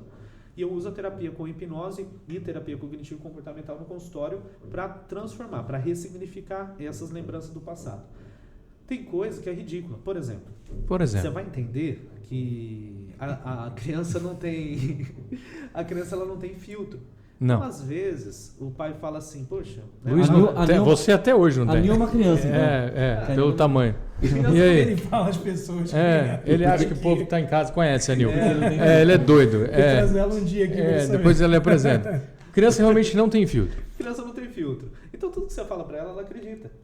Né? A criança acredita em Papai Noel. Desculpa as crianças que estão assistindo agora, meu filho. Ele é de verdade. Existe. Ele existe, tá, gente? Criancinhas. Ela acredita em Papai Noel. Ela acredita. Parem de assistir agora. Porque ela é uma hipnose. A partir de agora, o Papai Noel não existe mais. Por pouco tempo. Gente, então, ela não tem filtro. Então, tudo que o pai fala para ela, ela acredita. Só que ela acredita na limitação cognitiva dela. Ela está tendo o cérebro formado ainda, tendo as experiências dela formadas. Então, se um pai vira perto de uma criança, é ridículo isso, mas acontece muito. E fala assim, puxa vida, nossa, veio na hora errada. O pai não está falando que não ama aquela criança ou que não vai cuidar bem, mas ele está falando dentro da mente dele que está no momento de crise financeira, pode ser do país, financeira da casa, que não era bom a mulher ficar grávida naquele momento, que infelizmente aquela criança veio da forma errada, mas vai ser bem tratada. Mas na mente da criança gravou o quê? Você está sendo excluído. Um problema para minha família. E aí existe o que a gente chama de... Isso é o evento causador inicial. A gente chama de evento causador inicial na terapia. Aí existem os eventos reforçadores. Aí a criança ouviu isso na infância. Aí chega na escola, a professora fala, puxa vida, você é bagunceiro, você só dá trabalho. Aí ele fala, puxa, o problema da sala sou eu. Aí vai a primeira namoradinha, ele fala assim, não, você só me deu dor de cabeça, você só me fez sofrer. Ele falou, puxa, eu só faço as pessoas sofrerem, fiz o meu pai sofrer, a sala de aula sofreu por causa de mim, agora a pessoa que eu amo sofre. Cara, esse cara ele vai entrar numa empresa, na primeira crise ele vai achar que o problema é dele. Na primeira vez que ele tem um problema amoroso, às vezes acontece muito isso, a pessoa é atraída, vive um relacionamento tóxico porque ela acha que a culpa é dela. Então, atendo muito isso, principalmente mulheres hoje, que vivem um relacionamento tóxico. Inclusive, esses dias eu expulsei praticamente uma do consultório. Eu falei, filha, olha, é o seguinte, uma situação de abuso, a pessoa apanhava, foi uma sessão, foi 2 sessões, foi 3 sessões. Eu falei, primeiro você resolve a sua vida, depois eu conserto as lacunas. Por quê? Eu não vou transformar a vida do cara, eu não vou fazer o cara parar de bater, parar de humilhar ela. Não tem como, não existe mágica para isso, né? Não é precisa ser interrompido, tem coisa que é... Então, primeira coisa... Ou a polícia, Thiagão. Eu acho que é viável a mulher aprender defesa pessoal. Sim. Só que primeiro manda o cara abanar. Aí se ele voltar e quiser fazer alguma coisa, você se defende. É defesa pessoal. Mas primeiro manda embora. Mas essa pessoa ela aceita. Mas ela está travada nesse relacionamento, né? Ela precisa tirar. Por que ela aceita isso, né? É por causa disso, repetição. Por causa desse histórico. E às vezes a pessoa ela não está disposta a mudar. Ela não está disposta a perder aquele medo. Porque ela está programada, aí é um tratamento de longo prazo, que muitas vezes precisa do acompanhamento de um psicólogo junto. Porque eu, como terapeuta, eu não sou psicólogo. O psicólogo vai fazer ela refletir sobre esses problemas da vida dela. Como terapeuta, eu promovo a saúde mental. Eu sei como reprogramar a mente dela para ela ter sucesso. Mas muitas vezes ela vai precisar passar por um psicólogo, vai passar por um psiquiatra, vai precisar ser medicada. Porque é um caso de psiquiatria já avançado, né? De autodependência, de a pessoa se permitir ser mutilada em troca do quê? Do que ela acha que pode ser amor, né? Do que ela acha que pode ser amor. Isso, Ou muitas isso vem do vezes... burnout o burnout é mais uma sobrecarga emocional, né? Isso aí vem muito de borderline. Borderline é uma personalidade assim... limite, né? Limítrofe entre a razão e a emoção. Mas o borderline é muito emocional, né? E a maioria das pessoas que tem borderline se automutila, tem uma série de coisas que... Por quê? Porque ela se pune. Vamos começar do começo. O que é o borderline? Borderline é Hoje a gente tem caracterizado dentro da psiquiatria alguns perfis comportamentais que não é diagnosticado necessariamente com um problema psiquiátrico, por exemplo, uma esquizofrenia. É um perfil comportamental, assim como a sociopatia, alguns tipos de transtorno bipolar, porque tem várias caracterizações, né? Personalidade histriônica, são perfis comportamentais que a pessoa tem que é autodestrutivo para ela e para a comunidade. Sim. Então o borderline é um deles. Como que funciona? Na tradução livre, né, do inglês, que eu sou péssimo em inglês, mas é borda da linha. Então a pessoa está na beirada do precipício, pronto para cair, mas nunca cai. Vai dar um passo para cair, mas não cai. Ela fica o emocional dela é instável nesse sentido, de ela estar numa linha entre a razão e a emoção a todo momento. E o que acontece? A vida, você não pode estar... Imagina uma gangorra. O borderline, ele está naquele centro da gangorra tentando equilibrar. Só que ali é um lugar pior para você equilibrar. Porque quanto mais junto o pé está, mais a gangorra pende para os dois lados. Então ele está ali naquela linha de divisão da direita para a esquerda. E o ideal seria você ter dois pesos e uma hora você sobe um, outra outro, o equilíbrio fica mais suave. Então, levando para essa metáfora da gangorra, né, da brincadeira. E isso é uma condição? Ela é uma patologia mental? Ou ela se torna assim? Só que ela desenvolve patologias, como a automutilação, que é um diagnóstico médico e também um diagnóstico de enfermagem. A automutilação, o que ela é? É uma forma da pessoa se punir por algo que ela acha que a culpa é dela. Então, aí você vai entrevistar as pessoas que têm borderline ou que já tiveram borderline, ela fala que a hora que ela se corta, que ela se mutila, ela sente um prazer momentâneo maior do que a dor que ela estava sentindo. Isso é muito semelhante com suicida. Então, eu trabalho no serviço de emergência e no consultório com saúde mental. Cara, então, eu atendo desde a linha da pessoa que está prestes a cometer o suicídio até a que vai fazer a terapia depois por causa daquela atitude. O que a pessoa ela pensa naquele momento? A dor é tão grande, que ela não vê solução. Estava conversando com o Thiago, né, no intervalo, e fazendo um paralelo, tem uma dor que é considerada hoje a maior dor que existe. São as 3 maiores dores. Em terceiro lugar, a dor do parto, né? Que a gente fala que é muito dolorida. A dor do parto é porque a mulher não sabe o que é um homem com febre. Que é uma barata voando. Concordo. A dor do parto, cara, é muito grande. Mas ela não é comparada à dor renal. Quem tem crise renal sabe. Tanto que eu falo assim, a mulher sente uma dor tremenda, mas você fala pra ela, quer ter outro filho? Tô pensando em sim. Mas pergunta pro cara, quer outra pedrinha? Pedra? Não. Quer ter outra pedra? Deus me livre. O problema não é a pedra, ela sair, né, meu? Então, Putz, aqui a segunda maior dor que existe é a dor caracterizada hoje, cientificamente, é a dor renal. E a primeira é a cefaleia em salvas, que é um tipo de dor de cabeça que a pessoa chega a bater a cabeça na parede, de tão forte. Tem mais de 200 tipos, né, de dor de cabeça. E essa cefaleia em salvas é extrema, e a pessoa chega a ter vontade de bater a cabeça na parede. Por que quando ela bate piora? Porque muitas vezes o cérebro ele começa a distrair, machucou, olha, escorreu sangue, aconteceu isso. É uma maneira dela meio que se hipnotizar para tirar o foco da dor principal, e ela age sem raciocínio. Ela sofre um sequestro emocional, a gente fala. Então a emoção é sequestrada, a razão é sequestrada, e ela é sequestrada por quê? Pela emoção. Então a pessoa não tem mais razão, ela age só pela emoção e senta a cabeça na parede. O suicídio ele é muito semelhante a isso. A automutilação é muito semelhante a isso. A pessoa sofre tanto que ela perde a razão e começa a agir pela emoção. Lá no subconsciente dela, conscientemente ela fala, eu vou me cortar porque isso me gera um prazer momentâneo. Mas no subconsciente ela está falando, não, eu tenho que me cortar porque é uma maneira de eu sentir dor, prejudicar meu corpo, porque no final das contas a briga da minha família, ou o problema no emprego, ou a crise financeira é culpa minha. Alguém tem que pagar por isso, que seja eu. E aí ela faz isso. Então precisa ressignificar isso para ela parar de se cortar. Que louco. A gente... putz, não sei nem porque a gente está indo para esse lado, mas interessante. Eu ouvi dizer muito de problemas familiares, de quando você tem um filho em crise, alcoolismo, droga, alguma coisa toda. Tem muitas pessoas ficam em uma situação de automutilação, seja por álcool ou droga, para manter a família unida. Quando ele está numa clínica de recuperação, o pai e a mãe dele estão brigando para eles se separarem. Quando ele está dando trampo dentro de casa, os dois estão juntos para saber o que vai fazer com ele. Eu atendi ontem uma paciente que ela falou isso para mim. Não é? Assim, o que acontecia? Toda vez que meu pai brigava comigo, minha mãe se aproximava dele. Olha só que interessante. Que loucura. Minha mãe se aproximava dele, e aí não vou citar a pessoa, eu tenho liberdade para falar. Minha mãe se aproximava dele para lutar junto por mim. E aí o casamento ficava bem. Tinha vezes que eu brigava de propósito com meu pai, porque eu estava vendo que o casamento dele estava pendendo para o divórcio. E aí eu criava problemas para manter o casamento dos meus pais. Aí vem a questão, aí você vai aprofundando com a pessoa. Por quê? Ela falou assim, não sei. Eu falei, qual que era o histórico do... E aí sempre tem a ver com os pais dos pais dos pais. O bagulho é lá longe. O que sua mãe tinha, por exemplo, com os seus avós? Eu falei, minha avó foi muito boa para ela, mas meu pai foi embora de casa. Eu falei, por causa de outra mulher? Ela falou, foi. Como você sabe? Eu falei, porque ela é uma criança mulher que foi abandonada por causa de outra mulher. Entendeu-se na programação mental dela que um homem não consegue dar atenção para duas mulheres. E que ela perdeu o pai para outra mulher. Então ela não vai perder o marido para a filha.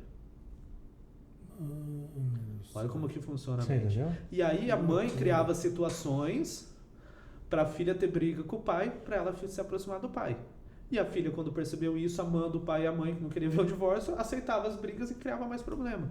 Olha como que é uma cascada. Uma cadeia. Isso ela ainda está brigando. Tem gente que vai para a automutilação, vai para uma parte um pouco mais séria, que é pesado. Só que isso, depois que a pessoa entende que a culpa não era dela, que não era ela brigando lá na infância que ia solucionar o problema do pai dela, que a mãe dela também já teve um problema com o avô, que o avô possivelmente abandonou a família por algum outro motivo.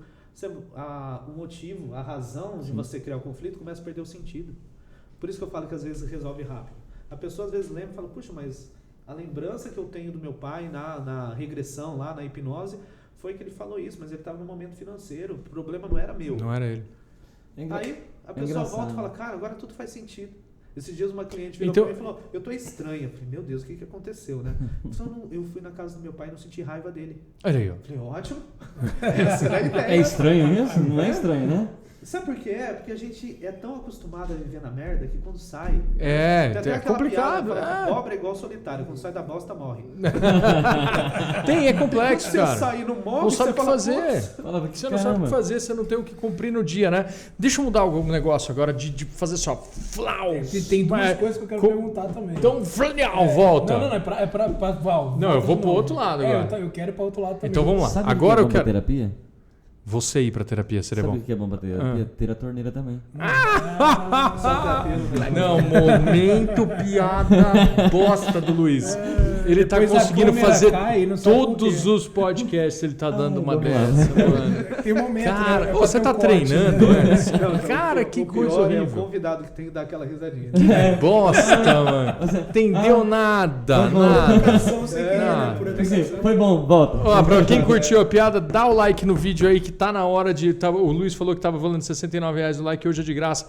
Então não deixe de dar seu like, se inscreva no nosso canal. Daqui a pouco a gente vai passar o resto dos contatos. Mudando, como eu ia falar ainda, como diz o Luiz, de pato para ganso, mas continuando no reino animal.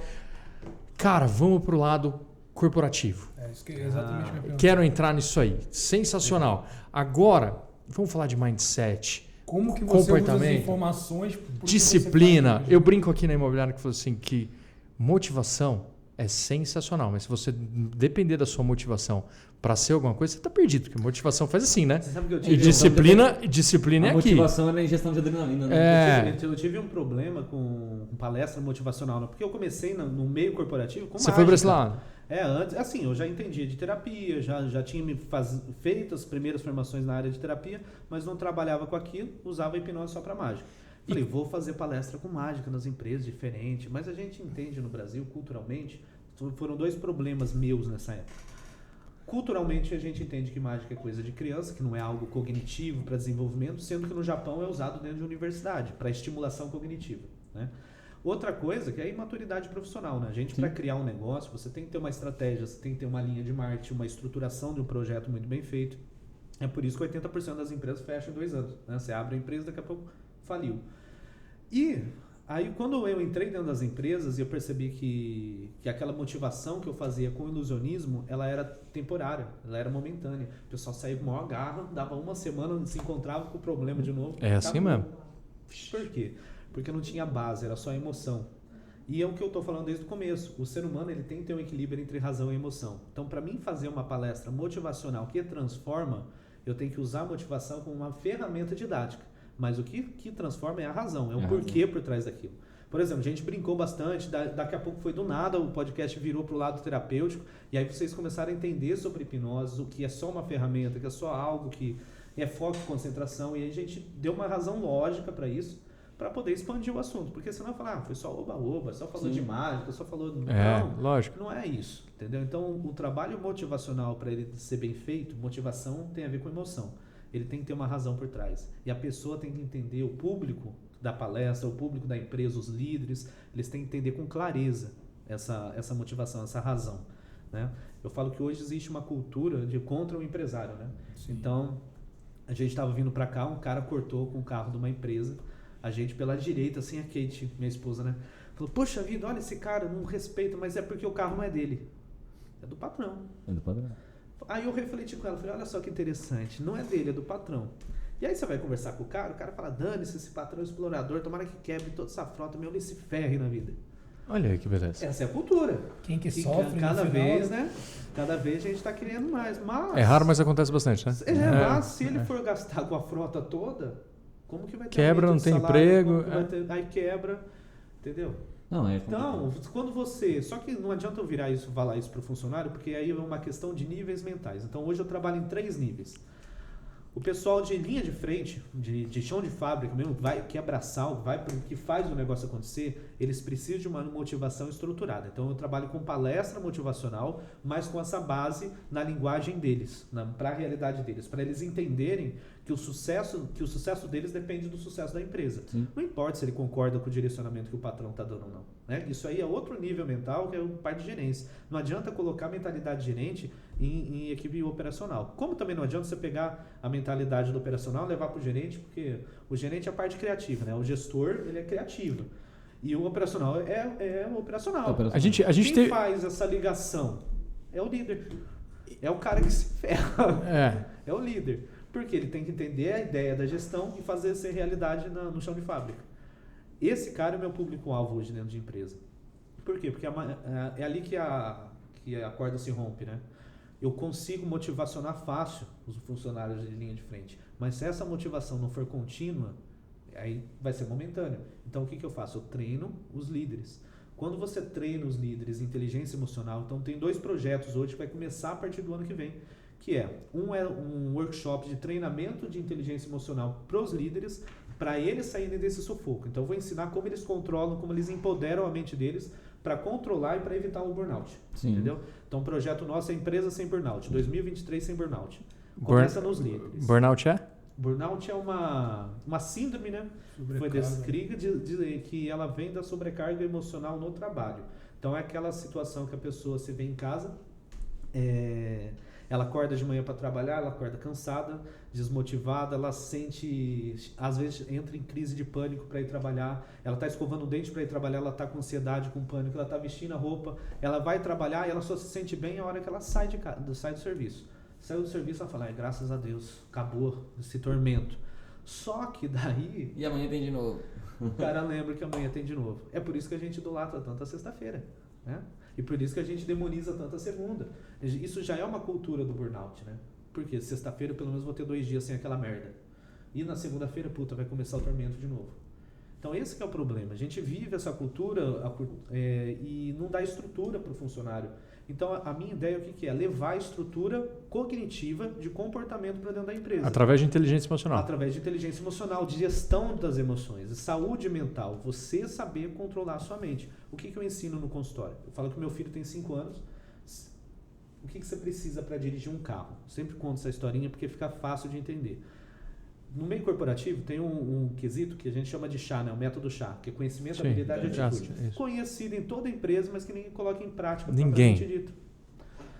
Para você dirigir o carro, você precisa conhecer o carro, se é câmbio automático, se é manual, como que funciona, direção elétrica e tal, conhecer um pouquinho do carro, ter habilidade de dirigir, fazer a aula, né, de habilitação, tirar a carta e ter atitude. Não adianta você conhecer e não fazer a aula. Não adianta fazer a aula e não tirar a carta e não sair para dirigir. Sim. Tem que ter os 3. Primeiro conhecimento, depois habilidade, depois atitude.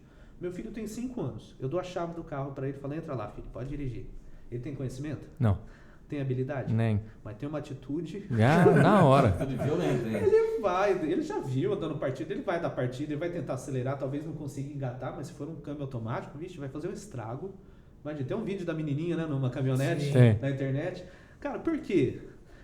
Porque ele não tinha conhecimento de como funcionava, não tinha habilidade de dirigir, mas teve atitude. E o que a gente faz com a nossa mente hoje? A gente conhece como o cérebro funciona? Não. Tem habilidade em dominar ele, em controlar a emoção, razão, equilibrar isso? Grande maioria das pessoas. Mas a gente dirigindo nossa cabeça todo dia tem atitude. E esse que é o problema. Então, o que eu ensino nas empresas? Primeiro, o líder ele é a ter conhecimento do cérebro dele, ter habilidade em comandar o cérebro dele, porque ele está numa sinuca de pico ali, que vem a gestão, fala uma coisa, vem o funcionário, traz outro problema, tem que ter habilidade em controlar isso e tem que ter atitude de fazer o que eu ensino. Também não adianta só participar de show, de workshop e tal, palestra show, motivacional, não vai resolver nada, tem que ter atitude. Então eu ensino isso para ele no workshop, já dá uma transformação. Se a empresa quer ir um passo à frente, aí eu dou um curso onde eu ensino como ele leva isso para a linha de frente, para poder ampliar, né, o resultado da empresa. E no nível de gestão, é a teoria 1, né, do Arthur Chamberlain, porque o gestor ele é muito mais estratégico, tem muito mais a ver com criatividade, controle de ansiedade, de propósito, do que o operacional, propriamente dito. Ele tem que saber para onde a empresa vai, que direção que essa empresa vai tomar. E aí, para isso, ele precisa ter essa tranquilidade, desbloquear esses preconceitos mentais, né, que o Arthur Chamberlain fala muito disso, que ele fala que é desconstruir o saber, a desconstrução do saber, para você chegar num ponto e ver que rumo que a empresa vai tomar, que direção que ela vai tomar, e aí tem todo um método, uma estratégia para isso, que o autor chama define, mas é uma estratégia de auto-hipnose. Né? Se você for ver, você estudar a fundo a neurociência da hipnose, comportamental da hipnose, da teoria, é isso. O autor chama não sabe. A não ser que ele assiste o nosso podcast. Agora ele tá sabendo. Se assistir, manda um oi aí embaixo pra você. Duvido você comentar aqui embaixo. Mitamo daí, duvido também. E é uma teoria, cara, que grandes empresas, grandes corporações mundiais estão implantando fora do Brasil. O Brasil, ele, infelizmente, ele é um pouquinho atrasado para desenvolvimento pessoal. Mas olha a estatística da ONU. A gente gasta, as empresas gastam 3 bilhões de dólares por ano com afastamento de saúde mental. Cara, muito dinheiro. 3 bi? 3 bilhões. Isso é a estatística da ONU. Você dá um Google aí, você acha rapidinho essa estatística lá da ONU. Dá pra fazer um churrasco? Antes da pandemia, depois da pandemia foi mais de 500 mil afastamentos depois da pandemia, que foi um aumento de 26%. Só com problema de saúde mental, fora problema respiratório, fora os outros. Antigamente a gente falava muito de ergonomia, né? Nas empresas tinha muito problema de ergonomia. Começou -se a se tratar isso. Laboral. Fazia laboral. Hoje o problema é mental. Só que esses dias eu estava conversando com o Reinaldo Cafeu, e aí eles estavam falando sobre gestão ecológica dentro das empresas, e um sócio lá falou, gente, olha só, esse nome, essa sigla, eu até não lembro, não é da minha área, essa sigla propriamente dita da gestão ambiental, eu não conhecia há tão tempo atrás, eu estou no ramo há tantos anos, sou gestor e tal, olha como que a gente está atrasado. Faz 30 anos que se fala de gestão ambiental e agora é que eu conheci a sigla. Falei, aí que está o meu problema. Porque como que eu vou falar de saúde mental que começou a se dar atenção agora na pandemia, 2 anos atrás. 2, 3 anos atrás começou o negócio a aparecer. Se a gente não está acostumado com um negócio que há 30 anos está mostrando que é importante. Então a conscientização hoje, a minha briga com as empresas é conscientizar que isso dá gasto, dá muito gasto. Afastamento, turnover, dá muito gasto dentro das empresas. E não só afastamento, turnover, mas absenteísmo, né? Afasta funcionário que eu vou falar para você. No dia a dia, produtividade, isso fugiu a palavra. Engajamento. A produtividade da pessoa, porque o que acontece? Eu acho que até antes do afastamento e do turnover, até a pessoa chega, porque pra mim afastamento e o turnover é um momento tipo, do ápice ali, né? É por isso que eu falo da não dá mais, vou fugir. Já é o... Só que nesse momento aqui, ó, bem antes ali do afastamento, existe uma queda de produtividade, existe uma queda de motivação, existe uma queda de tudo que vai fazendo com que, quanto tempo essa pessoa poderia ter rendido isso e ela rendeu isso porque ela não tá conseguindo, sabe, tipo, emocionalmente se manter. E aí tem dois problemas. Esses dias eu recebi um WhatsApp de um colega com uma arte, um criativo lá, procurando um funcionário, SDR, lá para a empresa dele. Falei, cara, tô procurando também alguém que faça essa prospecção aí para mim, tá difícil encontrar. Ele falou, Thiago, você que trabalha com isso, por quê? Falei, por causa da geração mimimi, porque a gente tá tendo essa cultura de que o patrão é culpado pelas suas dores. E toda vez, quando é ao vivo, as palestras que eu faço, sempre tem alguém que pergunta, e quando a razão da dor, do meu problema, do meu burnout é a empresa? Eu nunca a razão é a empresa. Eu sei que parece meio capitalista falar isso, mas por que tem funcionários na empresa que são felizes trabalhando lá dentro e outros não? Por que tem pessoa que sai motivada, que produz, que é feliz e outros não?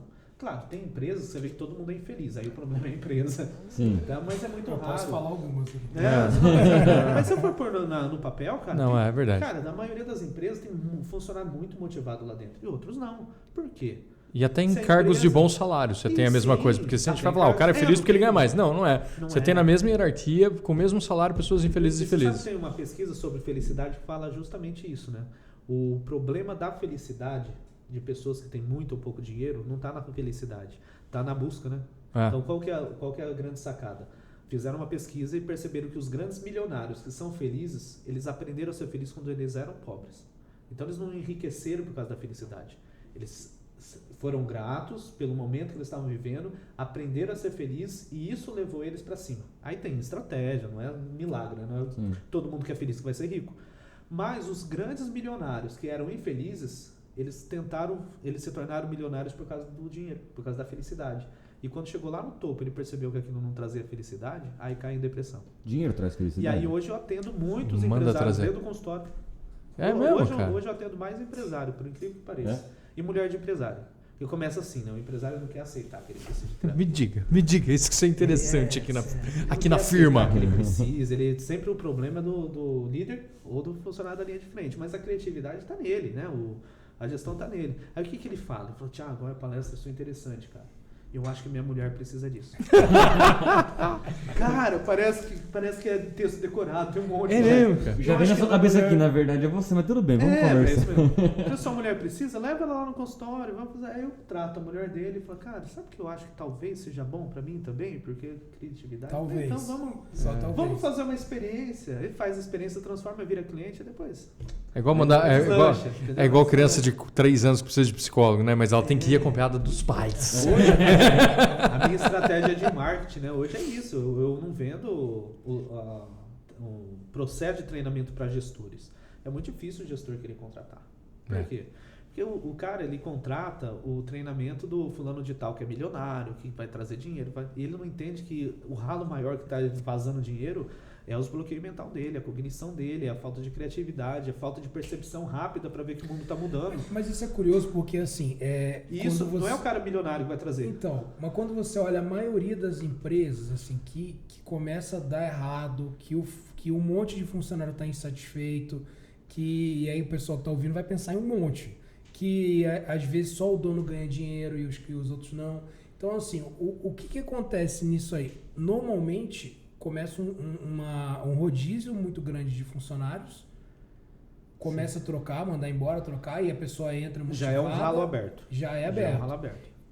E o dono, o proprietário ou o gestor principal, ele só coloca a responsabilidade nos funcionários. E aí troca o funcionário e o problema continua. E aí o cara entra motivado, ele começa a desmotivar, vai pro fundo do poço, sai.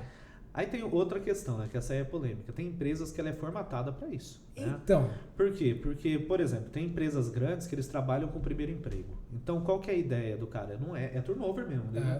Ele quer um funcionário que ele consiga pagar menos, mas que ele, em troca, ele dê a oportunidade do primeiro emprego. Porque todo mundo quer funcionário com experiência, mas ninguém quer dar o primeiro emprego. Bauru tem umas 3 aí que eu não posso falar. É isso mesmo. Nossa, não fala nome, pelo amor de Deus. Não, vai dar muita edição. Não fala não. Porque o advogado já tá com bastante trabalho. Pelo amor de Deus. Então, gente, aí o que acontece? A empresa é formatada para isso, para o cara entrar, ganhar uma experiência, crescer dentro da empresa, pedir demissão e ter um emprego melhor. Tá. Porque a hora que ele vai crescer, a não ser que o cara seja muito bom, é interessante para a empresa manter. Sim. Senão, deixa ele ser feliz em outra empresa, vamos trazer o outro primeiro emprego.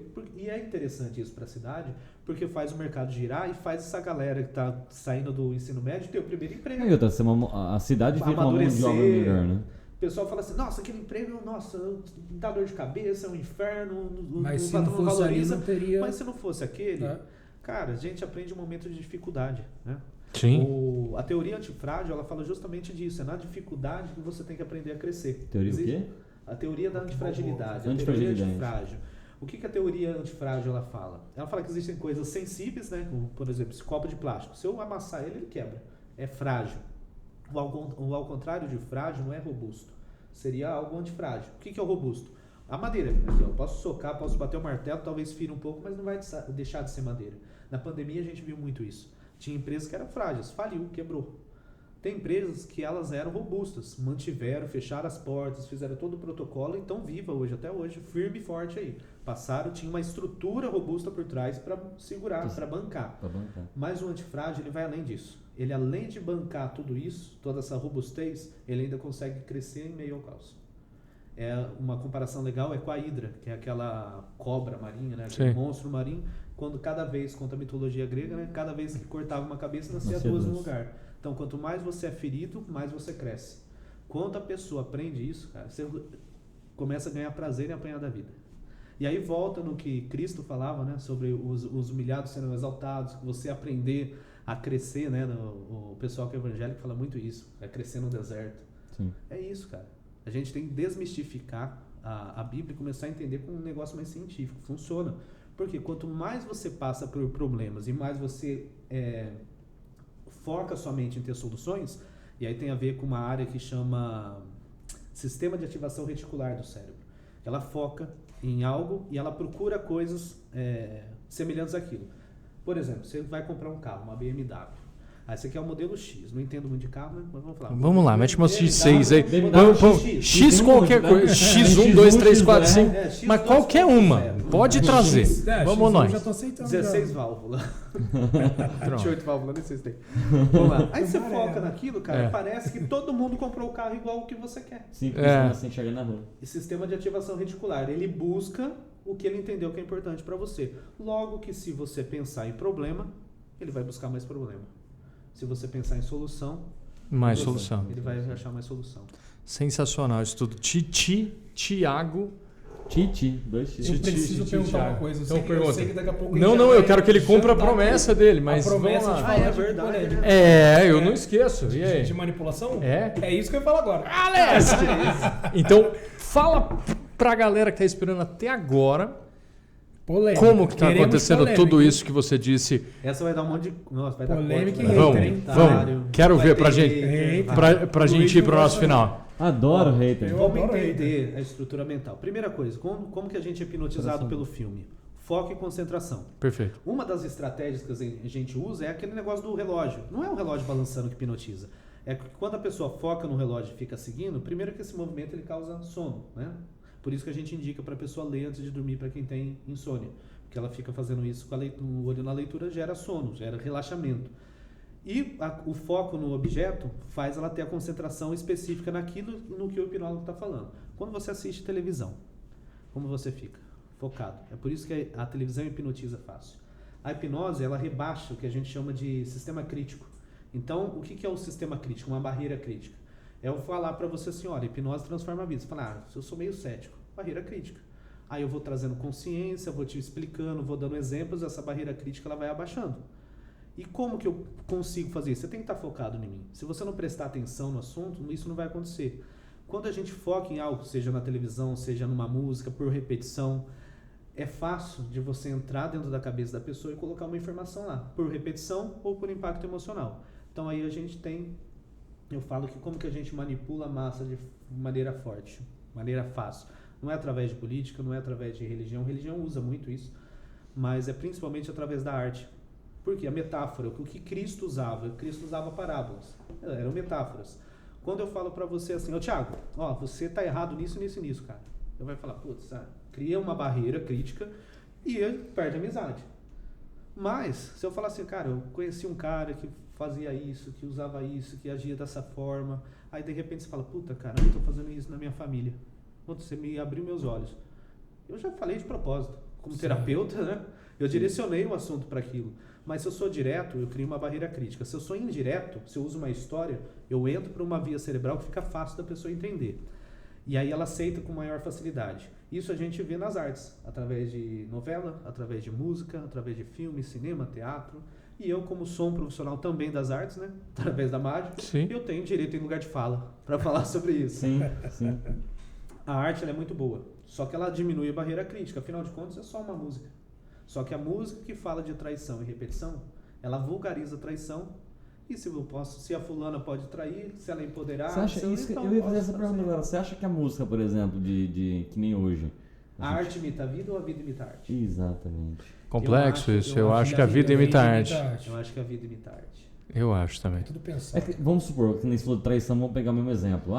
Hoje em dia tem música pra caramba de traição, Cara, enfim, a gente tem crianças de aí 8 você acha anos. Aí você acha que a galera vem usando isso e imitando? Ou tipo assim, a sociedade sempre foi uma sociedade que traía? Você normaliza. Não, eu acho Te dá uma licença poética para tal, talvez. Não sei, complexo. Vou dar um exemplo que eu tava falando hoje. Agora é polêmica, hein? Eu acho que, calma. O Diego já ficou me olhando já. Eu tava conversando hoje com a nossa diretora de elenco aqui, a Nayara. E ela tá ali me olhando, mas ela comentou sobre não sei nem se posso falar, mas farofa do fulano, que tá famoso aí. Farofa da JK, né? Não era pra falar, mas tudo bem. Pode falar. JK é nosso, mano. Não, blogueira, porque o que acontece? É uma grande festa, uma grande suruba, né? E eles ficam focando em beijos de 3, de 4, e tem um quarto dark room lá, que você vai pra lá e faz tudo ali. E a molecada tá vendo isso, os jovens de hoje, eles estão vendo isso de uma forma...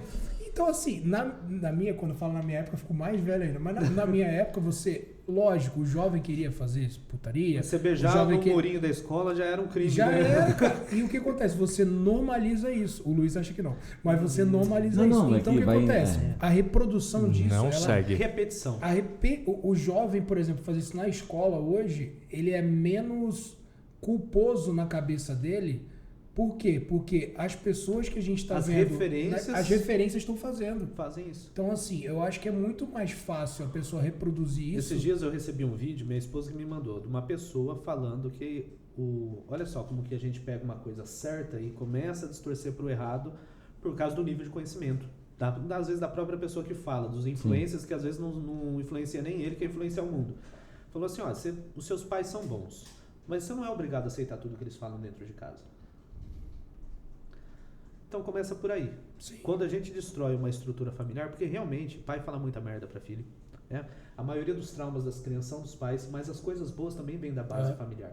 Sim. Também vem dali. Por quê? Porque é nessa fase onde você constrói a família, que a criança tem 2, 3, 5 anos. A partir dos 5 anos ela cria o hipocampo, que é a base de memória dela, onde ela consegue lembrar, né? Então antes dos 5 anos a gente não tem muita lembrança. A partir dos 5 anos você lembra muito mais. E essa fase é a família que está junto. Sim. Eles estão junto. E é ali que a criança não tem filtro. Só que hoje meu filho liga a televisão e ouve um vídeo desse. Sim. Esses dias ele falou pra mim assim, por que a professora falou isso e o papai e a mamãe não? Falei, porque nem tudo que a professora fala tá certo. Assim como nem tudo que o papai e a mamãe falam tá certo. Ele tem que entender que eu também sou frágil. Só que quando eu erro, eu peço perdão. Esse é um segredo para educar filho. O filho ele tem que entender que os pais são frágeis. Mas que por mais frágil, por mais errado que o pai seja, ainda é a base mais forte que ele pode ter. Porque ele tá sem filtro, cara. Ele tá pelado cognitivamente, emocionalmente, ele tá exposto. E quando você pega essa criança exposta e joga nesse meio que vem com prazer... Hoje eu atendo crianças, filhas de pais religiosos que filtram isso e que menstruam com 8 anos de idade. Sim. Uma menina que já tem peitinho formado com 8 anos de idade. Por que eu tô falando isso? Porque é uma questão hormonal.